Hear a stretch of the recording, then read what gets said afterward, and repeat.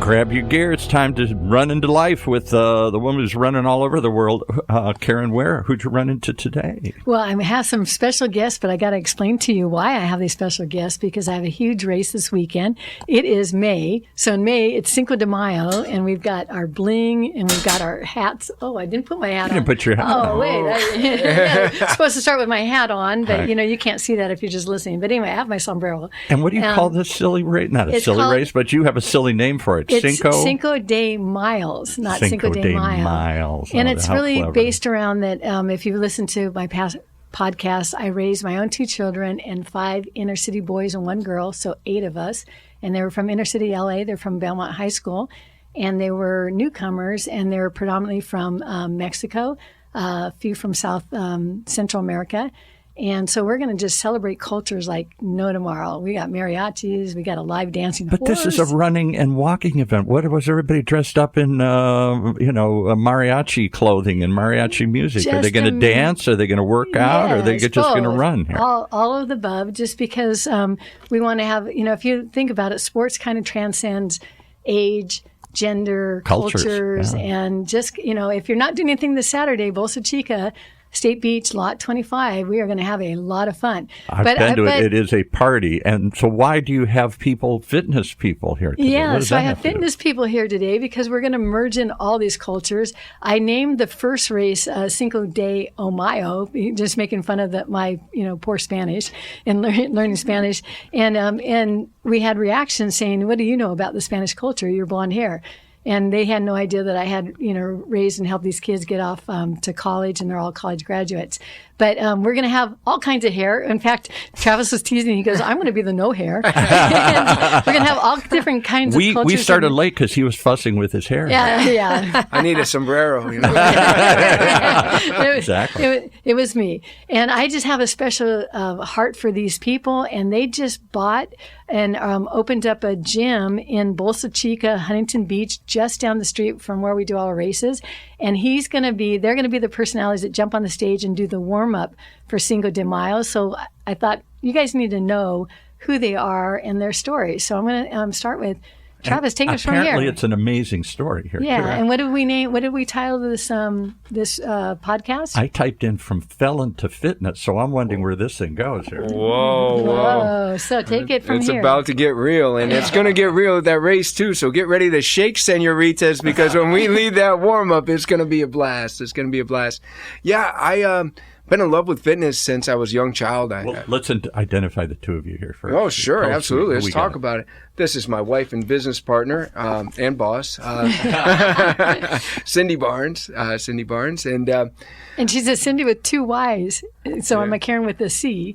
So she spells. How do you spell your name? Cyndy. Yeah. None of your mothers knew how to spell. Right. Yeah. I knew we were special. Cindy's number 11, according to Shape Magazine, of the most inspiring women of all time. Wow. Wow. I'm inspired already. Okay. Anything to add to that, Cyndy? No. All right. Yeah. And I'm Travis Barnes. We're the owners of the Impact X Performance in Huntington Beach, also in Sarah, Pennsylvania. And we are partners in the franchise Impact X Performance as well. So should I tell them I'm going to tell you how I met them. Okay, please Because you guys already know, if you're listening to this podcast, that I'm the woman of 1,000 words that only have 10 that may have meaning to them. My communication style I'm glad is you said that. all over the map. That's why we're here in OCTalkRadio, so that Paul Roberts can keep us on task. And I had all these and it's my weakness. And I actually signed up and went to a studio for commentators in Hollywood, and I found Travis to have an amazing voice, and you can tell him about convention that he did for communications, and so I signed up, and I still have a lot to learn. It was great working with you. But I'm coming along, yeah. Yeah, it was great. That was our Impact Speakers course that we did. Yeah, that was awesome. So what is Impact X? What does it do? Give us a summary of what you guys do. Yeah, we're the first studio holistic franchise, and what that means is everything under one roof. So we do group training. We have our Stretch X, which is yoga. We have our semi-private training, which is a customized program where you're just being trained with just a few. We have private training. We have a wonderful recovery suite that includes cold plunge, sauna, compression boots, vibroacoustic chairs. We also have stretch services, much like the Stretch Lab. So many people go to different places to get all this. They're like, oh, I got a yoga membership over here. I got a group training membership. We keep it all under one roof. So we're the all-in-one solution. And you do speakers thing? How does the speaking work into it? Yeah. So our partner, Todd Durkin, he's an amazing guy. He's quite a legend in fitness and quite a legend when it comes to speaking across the country. So we partnered together to put together all of his gems and whatnot that he's learned over the years for speaking into a speaker's course. Is this like motivational speaking? Yes, he is a true motivation locomotive. You know, he just does so well. He's like a Tony Robbins, and he puts on his own events. We go to Whitefish, Montana each year. That's our mountain retreat, and he just pure soul and energy, just inspiring people. Fitness seems to be more than just lifting weights and working out. It seems to be more of a whole body, mind, soul connection. Am I making too much of this stuff here? No, Paul, I'm so glad to hear you say that, because Impact X Performance is a faith-based franchise. And that's not to exclude anybody. It's just simply, it's a mind, body, spirit journey. And what that means is, you start to get your body in shape, and then suddenly, you start to think a little better. And then you're also feeling maybe a little deeper sense throughout your body, to where it's like, wow, this is a spiritual experience. So we try to nurture all of that. Todd hosts a monthly chapel for anybody that wants to attend. He sends out little soul fuels and things like that. So we're very, very proud of our core values that are faith-based. So I take it changed your life somehow, because I hear the title Felon somewhere in there. Was that in your background here? Yeah. I don't want to push you into something you don't want to talk about here. No, it's a book on Amazon.com called Journey Fitness. So I'm an open book, literally. And I've been in love with fitness since a young age. I grew up in a broken home, and I found that being fit on the outside made me feel better on the inside. Mm-hmm. And I had this dream to always work in fitness. I actually had a dream to come to the West Coast, and now we're finally here. So this is literally like 30-some years in the making that we're here. But where my first fitness job landed me was Las Vegas, Nevada, where I met my wonderful, beautiful wife that's sitting next to me today. Right. I was working the Gold's Gym. And back then, a lot of bodybuilding. I was a young, impressionable guy. I got exposed to some recreational drugs, and I just wound up falling under that influence. Recreating a little too much here, recreating a little too much here. Yeah, recreating too much, trying to live all 24 hours in a 24-hour town. Yeah.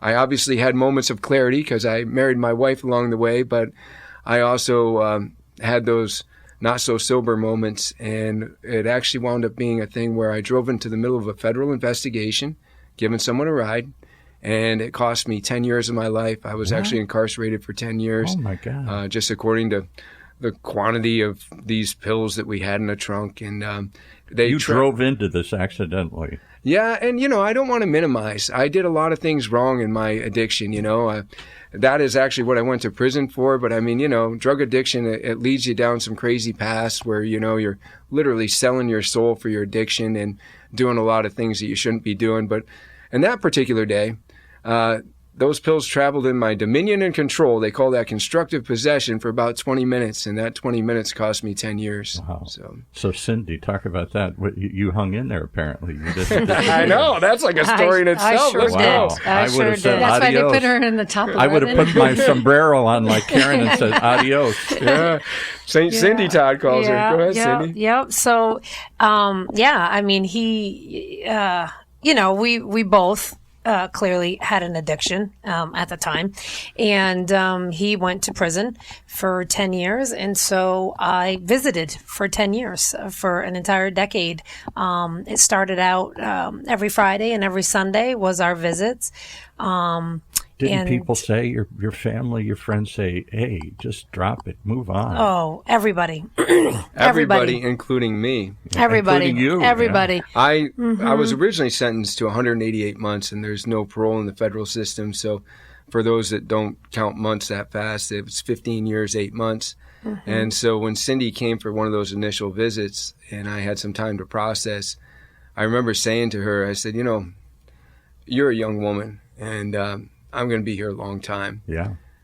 You need to just get on with your life, And she was just shaking her head in disbelief at what I was saying. And what do you remember what you said? I'll let you take it from here. Well, so the other little tidbit to the story is that we do have a daughter. Mm-hmm. And so when all the court stuff was going on, that's when I was pregnant, the actual night that the arrest happened with the pills. We didn't even know. We didn't know at the time that I was even pregnant. And so, gave birth to our daughter, Destiny. And so by the time the sentencing and everything happened, she was just 1 year old. And, so Travis was like, you're a young woman and, what he just told you, he said, and that you should go on with your life. So I told him that I thought he was being extremely selfish. He was being selfish. Yes, he was being selfish. He's trying to be selfless and say, just, I love you, but I'm going to let you go here. Right. And so I told him he was selfish and that we had a daughter that needed to know who her father was, and he could still be a dad from inside the prison walls, and he could still be a husband to me, and that we were gonna visit and stand beside him. And at that point it was almost 16 years that he was sentenced to, and I knew I would be there the day that he walked out of the prison. I just knew. If that was a definition for a keeper, Travis, I think she just gave it. Yeah, you don't throw that one back. So tell us, did fitness play a part of staying? I don't know what you say. Good, sane, surviving. Yeah, absolutely, for sure. And I just don't want Cyndy. Cyndy, she's very modest, very humble. The reason she was able to visit on Fridays and Sundays is that was her condition for taking a job. She said, I need Fridays and Sundays off. So she worked in a deli during that period of time. Oh, my God. And me being interested in fitness, I actually trained people for tunas and stamps. There would be different people, sometimes mobsters or whatnot, that would be coming up, hey, kid, I'm going home soon. Can you help me lose some weight? And tunas and stamps was actually the prison currency. Right. There's the word. Because... you weren't handing people dollars, but they're like, I'll give you some stamps to write home. I'll give you some extra tuna so you have some protein and you can train me. And that's what I did. I just kind of made that my college. I made it my fitness. I made it that time to become a better father because Cyndy gave me that accountability. So I wrote letters home every day. I drew the face at Halloween for the pumpkin, drew a treasure map at Easter. And how did you get sober during that period of time? Because prison, I'm told, is filled with drugs. It is. Actually, that was an interesting story in itself. There was a lot of times, I'll call them God winks. Initially in prison, they were going to put me on Thorazine. And there's, of course, other drugs that get in there in different ways, but there's drugs that they'll easily hand you, too. It's just part of your keeping a prisoner medicated. And they said, this guy's up all hours when we walk by his cell. We should probably give him some medication and put him to sleep, type of thing, Right. And I remember coming to the first pill call, they call it, and I'm supposed to get this medication, and I realized, as tempting as that is to sleep this away, drugs got me here. And I feel like if I just keep on with this, I'm really just, slapping my daughter and wife in the face because, this is just such a mockery of, what I'm doing. So I refused it. And she said, oh, well, you're going to be in trouble refusing this. And I'm like, well, is there a jail inside the jail? What more can you do to me? Yeah, I kind of feel like I'm already in trouble, And I refused that. And I started just getting back into fitness and realizing that I had lost myself along the way. And I don't know exactly why I allowed myself to be compromised for acceptance or love that you were getting from other people or whatever the case might be. But I really did compromise myself, and I found my way back to me. And did you a lot of people sometimes find religion or find other things to hold on to? Is that where you say this is a faith-based organization? Yeah. So I'm assuming you were not a man of faith or as faithful as you might have been when you're out partying in Las Vegas here. Yeah. Interesting thing happened. When I refused the Thorazine, the first thing that happened was they said, okay, he's refusing his medications. What are we going to do? Put him in solitary. Well, actually, what they decided to do is give me counseling. Oh. Yeah, they said, why don't we send him for counseling? Because if he won't take his meds, that's our rule. We have to do that. And isn't it interesting that in the midst of a jail that there would be a faith-based counselor? And I remember her asking me questions like, well, how's your faith? And I'm like, well, I haven't really thought about that. How's yours? Yeah, right. And I was like, okay, this is interesting. And she said, like, what's your opinion? Like, do you believe in God? And I said, yeah, I believe in God. I just don't know if he's going to show up right now. She said, show up. Tell me about that. And I said, well, I mean, I believe in him. I just don't know, if I can count on him to get me out of this, to get me through this. Is he listening? Is anybody up there? Right. And she said, tell me about your relationship with your father. Mm-hmm. And I came from a broken home. And there were times where I wanted my father to be there, and he didn't show up, even though he had promised to be there. And she helped me to understand that I had put in human characteristics on a heavenly father. There you go. And that there are two different things there. And so I was like, wow, okay, I didn't know that. And so then I started reading the Bible. Isn't God just a guy with an old beard that's sitting up there listening? Right. That was my opinion, It's a slot machine. You say 5 prayers and you get a candy. Yeah. And he must just act just like our earthly father, because that's the only kind of father that we know. And so I took this time, it's so funny because when I first got locked up, the book cart comes by, you're locked in your cell 23 and a half hours a day.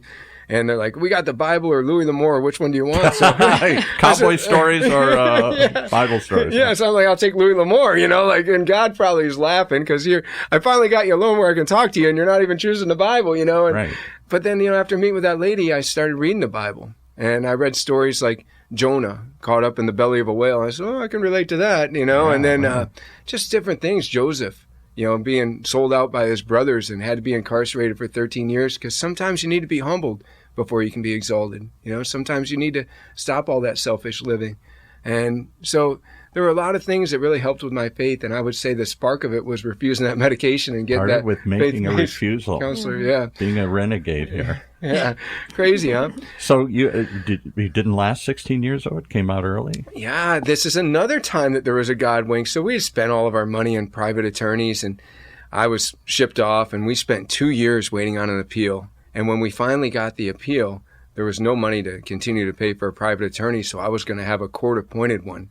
And many people listening probably know, court-appointed, you got the public defender, this isn't going to work out well. No good. So I was so nervous, and then he shows up for our first meeting at the jail that I'm at, and I'm looking at this guy, and he came in jeans and a T-shirt, and I said, oh, no, he doesn't even look like an attorney. This is terrible, And so we started talking, and his name was Mario Valencia. I'll never forget him, because he spent more time with me than any paid attorney ever spent with me. He looked at my pre-sentence investigation. He says, they say a lot of bad stuff about you here.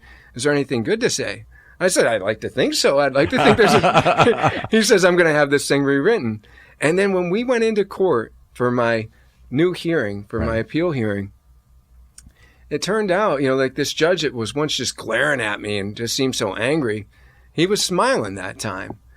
And it turned out that him and the judge actually went to the same church together. So out of all the people that I could have got in Vegas, like, these guys are going to church together. I'm like, well, that's kind of cool, Right. And that he might listen to another side of the story. Yeah. He thought, wow, I didn't know all these facts about this guy before. And here he is with, Mario, who I know from church. And I'm sure it was easier to smile at me that time. And I just feel like that's a type of divine intervention that you can't make that stuff up. It's just...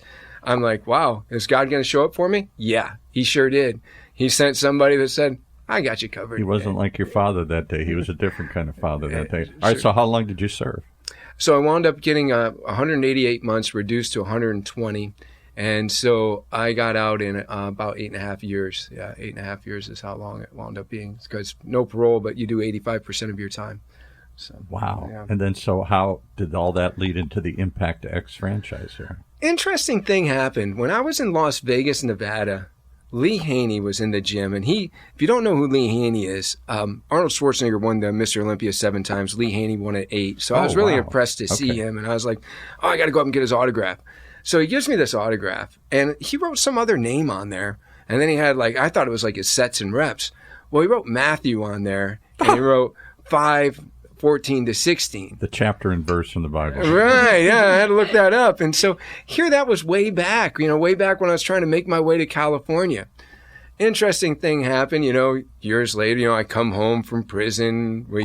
I go through a job to Cyndy and I working together in fitness to starting our own business, and we become a franchise. And then this man that I meet along the way, who's my mentor and friend, Todd Durkin, he has a vision for a franchise called Impact X Performance.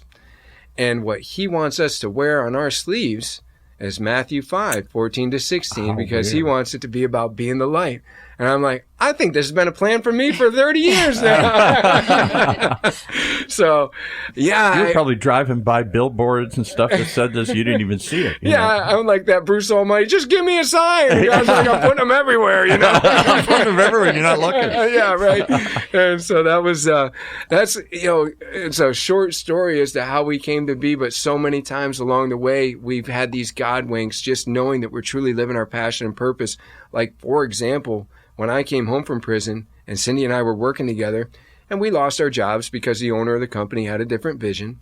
And so we were traveling trainers, and my father was going to church with a lady. Her name was Rosa Giamichael, who said, oh, your son, he should have the space next to my salon. She was a bit of a landlord. She said, he could move in there and, he could do his fitness. I'm like, Dad, did you tell her that we're like unemployed and have no money? Because that's not going to work. So when we get there and we tour her salon, and we're looking around, and she's showing us the empty space, and she's like, you could do this here, and you could do this. And so I told the story just like I rehearsed. I said, ma'am, you have a very nice space, but we're on an unemployment check, and we don't really have any money. So when we get ourselves together, we'll reach back out. Call you. Yeah.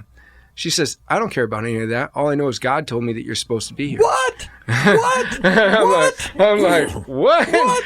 And so I got outside with Cyndy, and I said to Cyndy, I said, what do you think? This lady thinks God's talking to her about us. And she's like, what did you say? I said, you can't argue with God. We better move in. She says, I think we're starting a fitness business, And so that's how our previous company journey actually began. So many times throughout our whole journey, if you will, we've gotten these little God winks. And I think that, we're here now in California as something that's been planned for a long time coming. And meeting Caren Ware. Yeah, it's so interesting. I'm quickly doing social media, and I'm not the best at it, as you guys all see. You get the real raw form.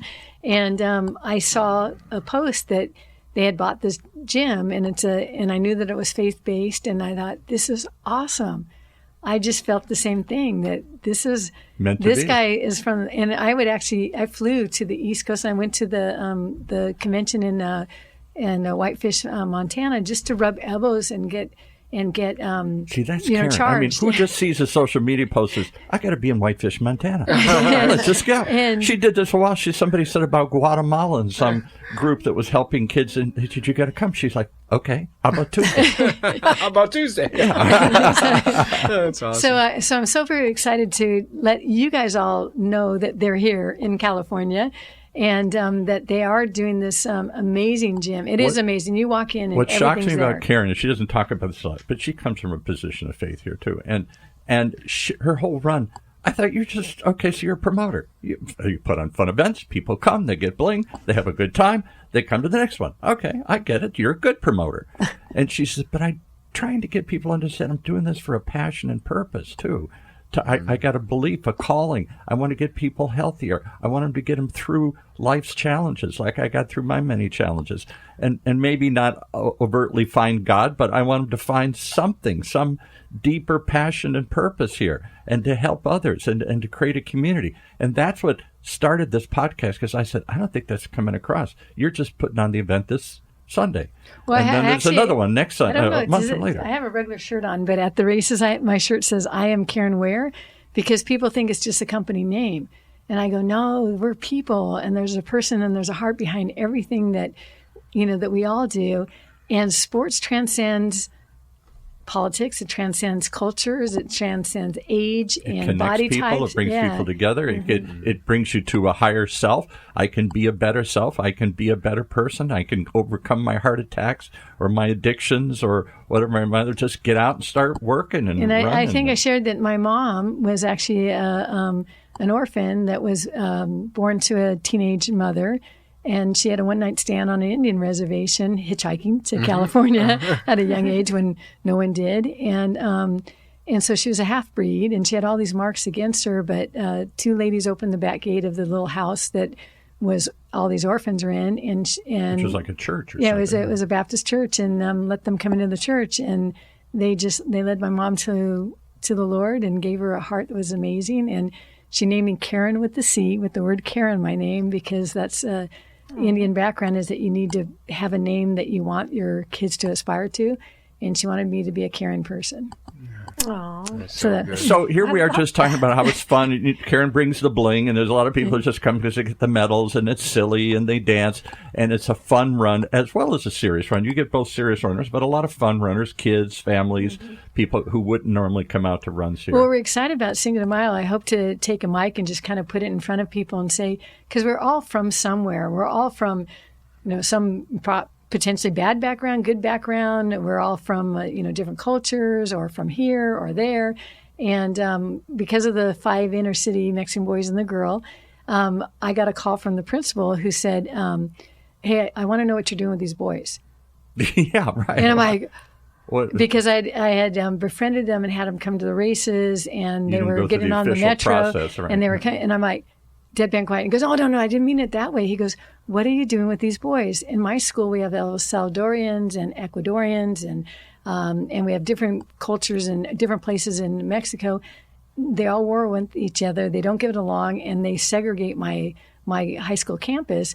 I look out, and these guys are all sitting on the wall, and they're, high-fiving each other. He said, do you know you have a Oaxacan, and you have you have someone from, the West Coast and the East Coast. Who normally wouldn't get along. Yeah, and I go, no, I don't. I thought they were all just, they're just from Mexico. I didn't know they speak Spanish. And he goes, your Oaxacan doesn't even speak Spanish. The Nortes and the... He speaks a dialect. I can tell you some stories about that. Yeah. So, and I said, they run together. They're unified in the community because they go to races together, and I, drive around, and I, bought them shoes, and that's what sparked the Caren Ware events. Let's just run together.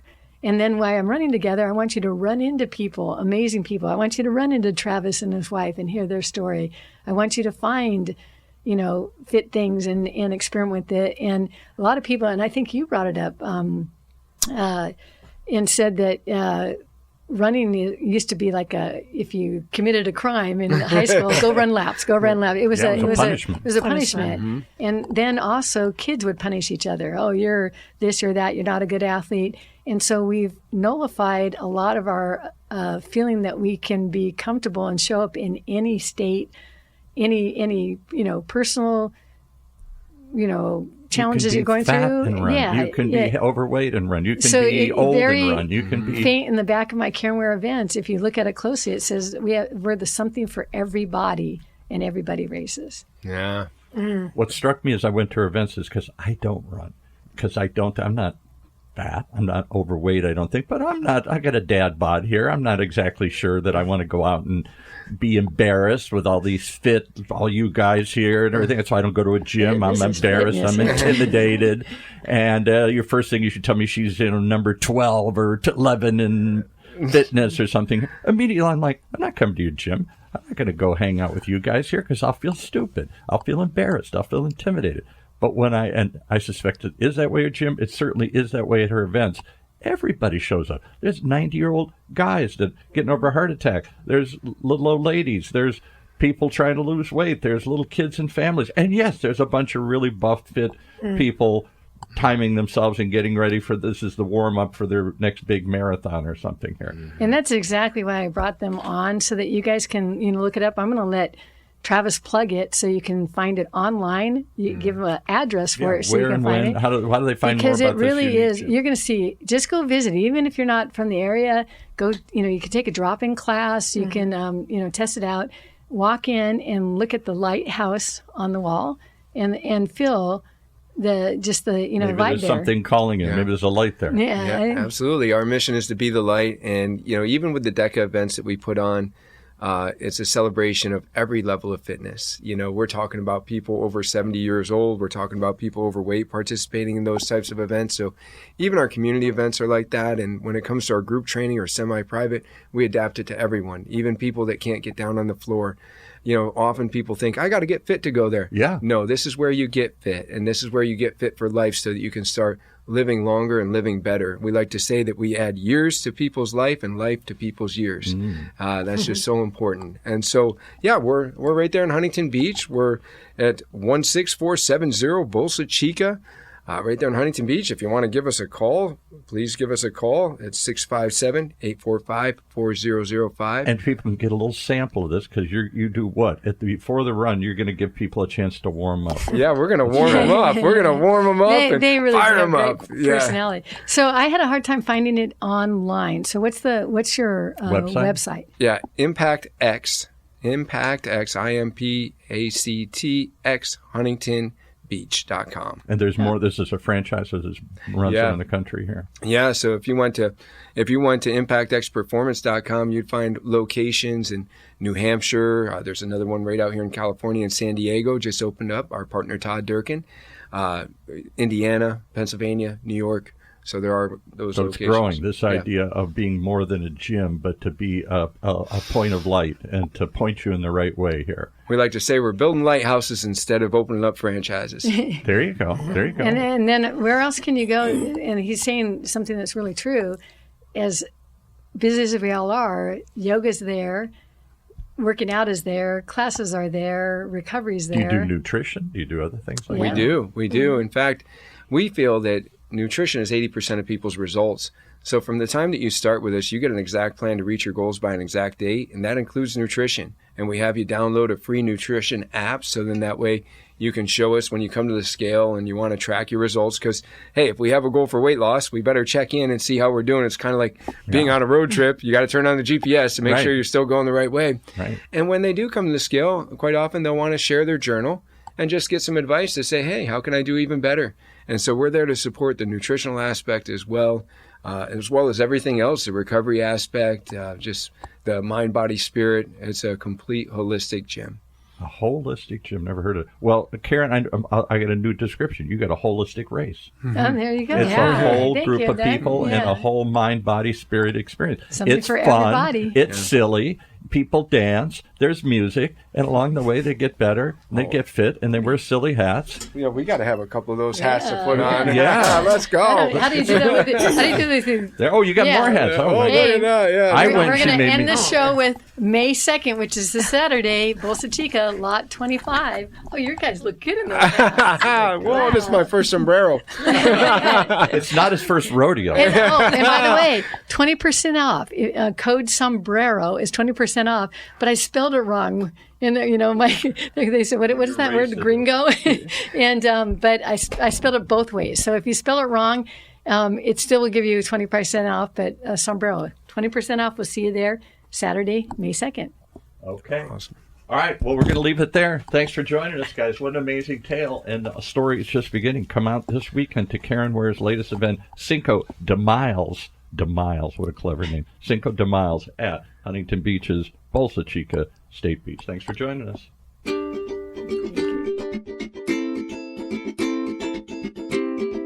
There you go. One more reason to tune in as we run towards life. Run into life. Right here in Caren Ware's weekly show. Showing you how to take on the challenges in life. Right here from Orange County's only community radio station, OCTalkRadio. Streaming live from our studio here at UCI's Beal Applied Innovation Center.